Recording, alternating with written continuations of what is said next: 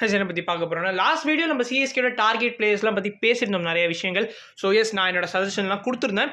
அந்த வீடியோ நம்ம கடைசியில் சொல்லியிருந்தோம் டைம் கிடச்சதுன்னா நம்ம வந்து இன்னொரு வீடியோ ரிலீஸ் பண்ணலாம். பிகாஸ் அதில் ரொம்ப கம்மியாக தான் சொல்லியிருந்தேன். இதில் இன்னுமே நிறைய பிளேயர்ஸ்லாம் பற்றி நம்ம இந்த வீடியோவில் டீட்டெயிலாக பார்க்கலாம். ஸோ வீடியோ கண்டிப்பாக இன்ட்ரெஸ்ட் இருக்கும். வீடியோக்கு லைக் தட்டிட்டு மறக்காம நம்ம சேனல் சப்ஸ்கிரைப் பண்ணிக்கோங்க. IPL 2025 பற்றி நிறைய அப்டேட்ஸ் இந்த சேனல் உங்களுக்கு கிடைக்கும். ஸோ சப்ஸ்கிரைப் பண்ணி வச்சுக்கோங்க. இப்போ வாங்க வீடியோவில் தெரிஞ்சுக்கலாம். ஃபர்ஸ்ட் நம்ம ஓப்பனர்ஸ் பற்றி பார்த்துக்கலாம். Conway is no brainer. நம்ம லாஸ்ட் வீடியோ சொன்ன மாதிரி தான் கான்வே டெஃபினெட்லி சிஎஸ்கே வந்து பிக் பண்ணிடுவாங்க, no matter what.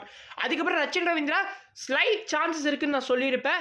But definitely வந்து அது வந்து எனக்கு ஐ எம் நாட் ஷுர். ஏன்னா ரச்சின் ரவீந்திராவோட லாஸ்ட் சீசன் பர்ஃபார்மன்ஸ் வந்து எக்ஸ்பெக்ட் பண்ண அளவுக்கு இல்லைனாலும் அவர் ஒரு ஃபியூச்சர் ப்ராடிஜி, அது கண்டிப்பாக நம்ம எல்லாருக்குமே தெரியும். ஸோ டெஃபினெட்லி அவரை பிக் பண்ணி க்ரூம் பண்ணோன்னா கண்டிப்பாக அவருமே வந்து நெக்ஸ்ட் ஃபேஃபோ இல்லை நெக்ஸ்ட் பிரெண்டன் மெக்கலமோ சிஎஸ்கேக்காக இருக்கிறதுக்கு நிறைய பாசிபிலிட்டிஸ் இருக்குது. ஸோ டெஃபினெட்லி அவரையுமே வாட்ச் அவுட் பண்ணுவாங்க.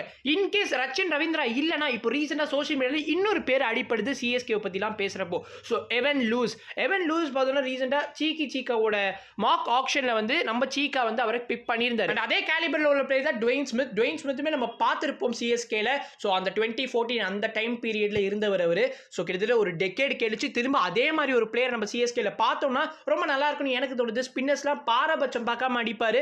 ஸோ மேபி என்ன பண்ணலாம்னா சிஎஸ்கே ஹோம் மேட்சஸ்ல வந்து கான்வேவை யூஸ் பண்ணிட்டு மேபி அவே மேட்சஸ்ல எவன் லூஸ் ஆடினார்னா எவன் லூஸ் அண்ட் ருத்துராஜ் காம்போ உண்மையாவே தரமான காம்போவா இருக்கும். பவர் பிளேல வந்து ஒரு சைட்ல வந்து ருத்துராஜ் நல்ல இன்னிங்ஸை செட் பண்ணுவார். அடுத்த சைடில் வந்து நம்மளோட எவன் லூஸ் வந்து சும்மா வெளுத்து வாங்கி அந்த பவர் பிளேல 6 ஓவர்ஸில் 60 ரன்ஸ் அந்த மாதிரி வச்சாங்கன்னா உண்மையாவே தரமா இருக்கும்னு தோணுது. ஸோ பொறுத்து வந்து பார்க்கலாம். Evin Lewis will be a very good choice. Last season CSK இருந்த மிகப்பெரிய பிரச்சனை அந்த மிடில் ஓவர்ஸ்ல ரன்ஸ் வராது தான். ஏன்னா டேரல் மிச்சல் மேல ரொம்பவே நம்பிக்கை வச்சிருந்தாங்க. பட் டேரல் மிச்சலால ரன் த பால் இன்னிங்ஸ் மட்டும் தான் ஆட முடிஞ்சது. அவரால் எந்த மேட்ச்லையுமே பார்த்தீங்கன்னா ஒரு கிரெடிபிலிட்டி கொடுக்கவே முடியல. நான் வந்து மேட்ச் வின்னிங் பிளேயரா, என்னால் ஜெயிச்சு கொடுக்க முடியும்டா அப்படின்னு அவர் ஒரு மேட்ச்லுமே ப்ரூவ் பண்ணல. அண்ட் வேற சிவம் டுபேயாலையுமே அந்த லாஸ்ட் ஃபியூ அதாவது லீக் ஸ்டேஜ் முடிகிற சமயத்தில் வந்து சிஎஸ்கே தடுமாறிட்டு இருந்தாங்க. பிளே ஆஃப்ஸ் எப்படியாவது போயிடணும் அப்படின்ற அந்த சிச்சுவேஷனில் வந்து சிவம் டுபேயால ரன்ஸ் அடிக்க முடியல. ஸோ சிஎஸ்கே இந்த வருஷம் என்ன பண்ணுவாங்கன்னா ஒரு நல்ல ஒரு இந்தியன் மிடில் ஆர்டர் பேட்ஸ்மேனுக்கு போவாங்கன்னு தோணுது.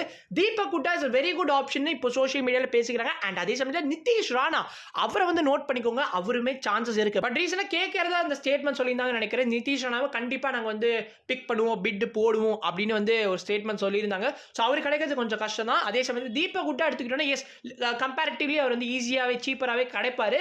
அதனால அவரை பிக் பண்ணீங்கன்னா எஸ் உங்களுக்கு வந்து பிக் நாக்ஸ் அடிச்சு கொடுப்பாரு. மேட்ச் வின்னிங் பிளேயர் தான். பட் அவருமே அந்த once in a blue Moon category தான். ரொம்பவே இன்கன்சிஸ்டண்டாக இருப்பார். ஏன்னா நம்ம லாஸ்ட் ஃபியூ சீசன்ஸாகவே பார்த்துட்டு இருக்கோம். ரொம்ப இன்கன்சிஸ்டன்ட் பிளேயர் அவர். அதனால அவரை பிக் பண்ணுறது வந்து என்னோட ஒரு சாய்ஸாக இருக்காது. என்னோட ஃபர்ஸ்ட் சாய்ஸ் நிதிஷ் ராணா தான். இன்கேஸ் நிதிஷ் ராணா கிடைக்கலன்னா மேபி தீபக் குட்டாவை ட்ரை பண்ணலாம். இப்போ டேரல் மிச்சலோட ஸ்பாட்டுக்கு வந்தோன்னா அவர் எந்த ஸ்பாட்டில் விளையாடினாரு அவருக்கே கொஞ்சம் சந்தேகமாக தான் இருக்கும். ஏன்னா நம்பர் 3ல விளையாடினாரு, நம்பர் 5ல சில மேட்சஸ் விளையாடினாரு நினைக்கிறேன். ஸோ அதனால டேரல் மிச்சலுக்கு ரீப்ளேஸ்மெண்ட் யார் வாங்குவாங்க இந்த சீசன் அப்படிங்கிறத பற்றி பார்க்கலாம். டேரல் மிச்சலே திரும்ப வாங்குவாங்களான்னு கேட்டிங்கன்னா எஸ் அதுக்கான பாசிபிலிட்டிஸ் இருக்குதான். ஆனால் அவர் லாஸ்ட் சீசன் பர்ஃபார்மன்ஸ் வச்சு எனக்கு வந்து அது வந்து சரியாக படும்னு தோணலை. மேபி நம்மளோட ஸ்டீஃபன் ஃப்ளெமிங் வந்து அவரை பற்றி உங்கள் எல்லாருக்குமே தெரியும். அவர் வந்து நியூசிலாந்து பிளேஸை ப்ரிஃபர் பண்ணுவார்னு. ஸோ அதனால் திரும்ப எடுத்தாலும் ஆச்சரியப்படுறதுக்கு இல்லை. அதனால எதுக்கோ மனசை வந்து கல்லாக்கிக்கோங்க. ஆனால் என்னோட சாய்ஸ் என்னவா இருக்குன்னா மார்க்கி செட்டில் வந்து லியாம் லிவிங்ஸ்டன் இருக்காரு அண்ட் டேவிட் மில்லர் இருக்காரு. ஆனால் 2 பேருமே வந்து நம்ம போவேணான்னு நான் சொல்லுவேன். ஏன்னா ரீசெண்டாக நான் வந்து அந்த அனிருதா ஸ்ரீகாந்த் அது சீக்காவோட பையன் அவர் வந்து ரீசெண்டாக ஒரு வீடியோவில் சொல்லியிருப்பாரு. பர்ஸ் கம்மியாக இருக்கிற எல்லா டீம்ஸுமே மார்க்கி செட்டை அப்படியே வெளில விட்டுறணும் அப்படின்னு சொல்லியிருப்பாரு. அது வெரி குட் பாயிண்ட்.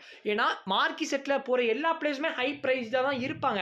ஸோ ஒரு விதத்தில் நீங்கள் அந்த பிளேயர்லாம் நீங்கள் டார்கெட் பண்ணி வாங்கிட்டீங்கன்னு வச்சுக்கோங்க, மிச்ச செட்ஸ்லாம் ஒரு பிரச்சனை அமையறதுக்கு பாசிபிலிட்டிஸ் இருக்குது. ஆக்ஷன் டைனமிக்ஸே வந்து உங்களுக்கு சேஞ்ச் ஆகிற மாதிரி இருக்கும். அதனால தான் நான் சொல்கிறேன். அண்ட் நம்மளை விட அதிக பிரெயின்ஸ் உள்ளவங்க தான் வந்து ஆக்ஷன் டேபிள்லையுமே இருக்கிறதுனால கண்டிப்பாக அந்த முடிவு வந்து சிஎஸ்கே எடுக்க மாட்டாங்கன்னு தோணுது. அதாவது மார்க்கி செட்டில் எந்த பிளேஸும் வாங்காமல் அழகாக BA1ல் பார்த்தீங்கன்னா ஜேக் ஃப்ரேசர் மெக்கக் இவரை பற்றி நிறைய பேர் பேசலன்னு தான் நான் நினைக்கிறேன். என்னோட ஃபேவரட் பிளேயருங்க ரீசெண்ட் டைமில். ஸோ IPL 2024 நம்ம பார்த்துருந்தோம். எனக்கு ரொம்ப பிடிச்சிருந்தது. மனுஷன் டிசிக்காக அந்த பவர் பிளேயில் வந்து சும்மா ஒரு பயம் இல்லாத ஃபியர்லெஸ் பிளேயருங்க. ஸோ அவரை வாங்கினாங்கன்னா தரமாக இருக்கும் சிஎஸ்கே. அதுவும் நம்ம சேப்பாக்கில் ஃப்ரேசர் மெக்கக் விளையாடுறத பார்க்குறதுக்கே வந்து சும்மா அப்படியே கண்கொள்ளா காட்சியாக இருக்கும்னு தோணுது. அதனால் பொறுத்திருந்து பார்க்கலாம் வாங்குறாங்களா இல்லையான்னு. அண்ட் AL1ல் பார்த்தோன்னா கிளென் மேக்ஸ்வெல் இருக்காரு.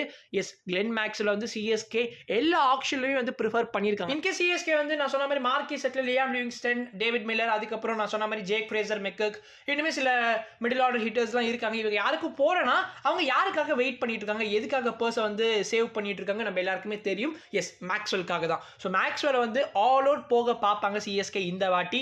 மேக்ஸ்வெல் இன் எல்லோ ஜெர்சி நம்ம எல்லாருமே பார்த்துருக்கோம் அவரால் என்ன பண்ண முடியும்னு. அண்ட் அஃப்கோர்ஸ் அவர் ஒரு ஸ்பின்னராக இருக்கிறதுனால அது இன்னொரு பெனிஃபிட். ஸோ மோயின் அலியோட ஒரு கைண்ட் ஆஃப் ஒரு ஆப்ட் ரீப்ளேஸ்மெண்ட்டாக இருக்கிறதுக்கோட பாசிபிலிட்டிஸ் இருக்குது நம்மளோட கிளென் மேக்ஸ்வெல். ஸோ அதனால் ஒரு வேற லெவல் மூவாக இருக்கும். சிஎஸ்கே வந்து all out in case Maxwell CSK pick பண்ணாங்கன்னா இந்த ஆப்ஷனில் சிஎஸ்கேவோட ஹையஸ்ட் பெய்ட் பிளேயராக வந்து மேக்ஸ்வெல் இருக்கிறதுக்கு நிறைய பாசிபிலிட்டிஸ் இருக்குது. ஓவர்சீஸ் ஸ்பின்னர்ஸ் பற்றி பார்த்தோம்னா தீக்ஷனா ஆர் சாண்டன் இவங்க 2 பேரில் ஒருத்தரை கண்டிப்பாக திரும்ப எக்ஸ்பெக்ட் பண்ணலாம். அண்ட் ஓவர்சீஸ் பேசர்ஸ் பற்றி போன வீடியோ நம்ம பேசியிருந்தோம், இந்தியன் ஸ்பின்னர்ஸ் பற்றி பேசியிருந்தோம். அண்ட் வேறஸ் இந்தியன் பேசர்ஸ்க்கு வந்தோம்னா தீபக் சர், அதுக்கப்புறம் நம்மளோட துஷார் தேஷ்பாண்டே இவங்க 2 பேரில் ஒருத்தர் திரும்ப வாங்க பார்ப்பாங்க. Simarjeet Singh also slight chances இருக்கு. ஸோ இதெல்லாம் தான் என்னோட சஜஷன்ஸ். நீங்கள் நினைக்கிறீங்க இந்த ஐபிஎல் 2025 ஆப்ஷனில் நான் சொன்ன இந்த டார்கெட்டட் பிளேஸ்லாம் சிஎஸ்கேல எவ்வளோ பேர் வரத்துக்கு பாசிபிலிட்டிஸ் இருக்குது? மறக்காம கமெண்ட்ஸை சொல்லுங்கள்.